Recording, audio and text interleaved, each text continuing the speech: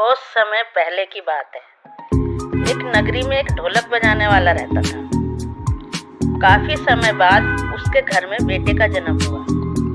उसके जन्म पर बड़ी खुशियां मनाई जा रही थी, मगर उस बच्चे ने जन्म लेने के बाद दूध नहीं पिया। 2 दिन हो गए, 4 दिन हो गए, कोशिश करने के बाद भी बच्चा दूध पी नहीं रहा था।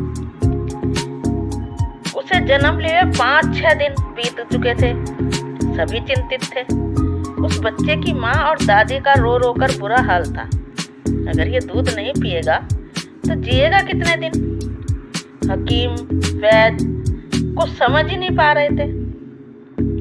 धीरे धीरे ये बात आसपास फैलने लगी। सभी उस बच्चे की तरफ से चिंतित थे। उनके घर पे थोड़ी दूरी पर एक वेश्या रहती थी, मगर वह पूजा पाठ में लीन रहती थी। आसपास सभी उसकी इज्जत करते थे। वह उसकी बात का मान भी रखते थे। उसे जब पता लगा कि ढोलक बजाने वाले के घर बेटा हुआ है और वह दूध नहीं पी रहा, तो वह उस ढोलक बजाने वाले के घर पहुंचकर बालक को देखने लगी। सब लोगों ने उसे बड़ी इज्जत मान से बिठाया और उस बच्चे को उसकी गोद में डाल दिया, जो दूध नहीं पी रहा था।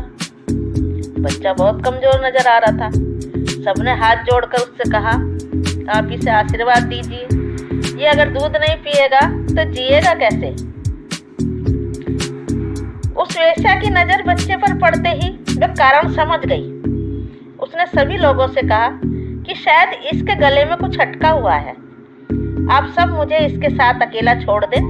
भगवान ने चाहा तो ये ठीक हो जाएगा। और सभी लोग बाहर चले गए।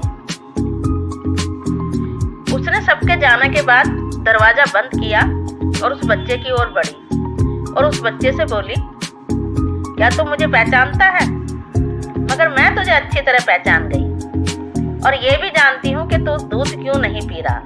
मैं जानती हूँ तू वही तपस्वी है जो मंदिर के बाहर पेड़ के नीचे तपस्या करता था और मुझे आते जाते देखकर वेश्या कहकर मुंह फेर लिया करता था।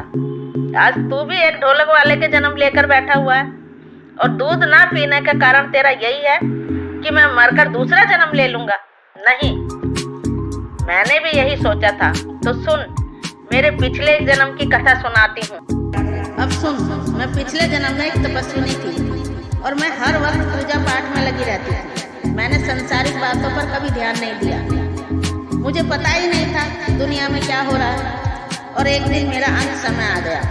यमराज के दूत मुझे लेने आ गए। उसी वक्त कहीं से मुझे घुंघरुओं की आवाज़ सुनाई दी और मैं मन में सोचने लगी, मैंने सारी जिंदगी एक जगह बैठकर निकाल दी। कितनी मधुर आवाज़ है ये।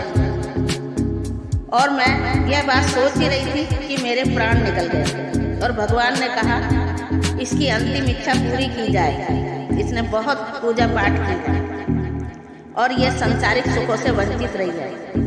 मैं इसकी अंतिम इच्छा का मान रखते हुए इसे ऐसी जगह भेज रहा हूँ जहाँ इसके चारों ओर घुंघरुओं की आवाज़ें हों और मुझे वेश्या का जन्म मिला।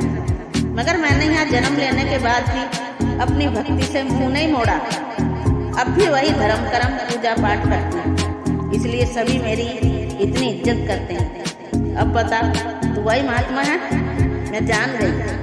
वह बच्चा बोला, हाँ, मैं वही हूँ जो तुझे देखकर मुंह घुमा लेता था। मेरे इतने तपस्या के बाद भी मुझे इतने गरीब घर में जन्म दिया है, जहाँ पर पेट भरने के लिए लोगों के घर जाकर ढोलक बजानी पड़ती है, तब खाना मिलता है। मुझे यह जीवन नहीं चाहिए, मुझे मरना है।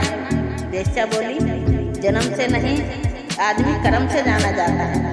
तेरी भी इच्छा के अनुसार ही तुझे जन्म मिला होगा। वह बच्चा बोला, हाँ, जिस वक्त मेरे प्राण निकल रहे थे उस वक्त वहाँ से एक बारात जा रही थी और वहाँ से मुझे ढोलक बजने की आवाज़ें आ रही थी, जो मुझे बहुत अच्छी लगी। और मैंने सोचा, मैंने तो कभी ये आवाज़ नज़दीक से सुनी ही नहीं, बस मेरे प्राण। वेश्या बोली, इस घर में जन्म लेने का मतलब यह तो नहीं कि तू भी ढोलक बजाए। तुझे जो ठीक लगता हो वो कर। तू एक महात्मा है, तू किसी को दुखी नहीं देख सकता। इसलिए इन लोगों को परेशान ना कर, अब चुपचाप दूध पी ले और इस जन्म के रिश्ते नाते अच्छी तरह निभा ताकि तेरा अगला जन्म सुधर जाए। इतना कहकर उस बच्चे को बाहर लेकर आई और उसकी माँ को दिया और बोली, अब दूध पिलाओ। महात्मा समझ चुका था कि जीवन मरण ऊपर वाले के हाथ में है। मैं भूखा भी क्यों रहूं? 8-10 दिन से भूखा था और वो अपनी माँ की छाती से लगते ही दूध पीने लगा। उसके बाद घर में रहकर अपने परिवार के साथ हंसी खुशी से जिंदगी बिताई और अपने माँ बापों की सेवा की और अपने धर्म कर्म में भी लगा रहा। आशा है ये कहानी आपको पसंद आई होगी। धन्यवाद।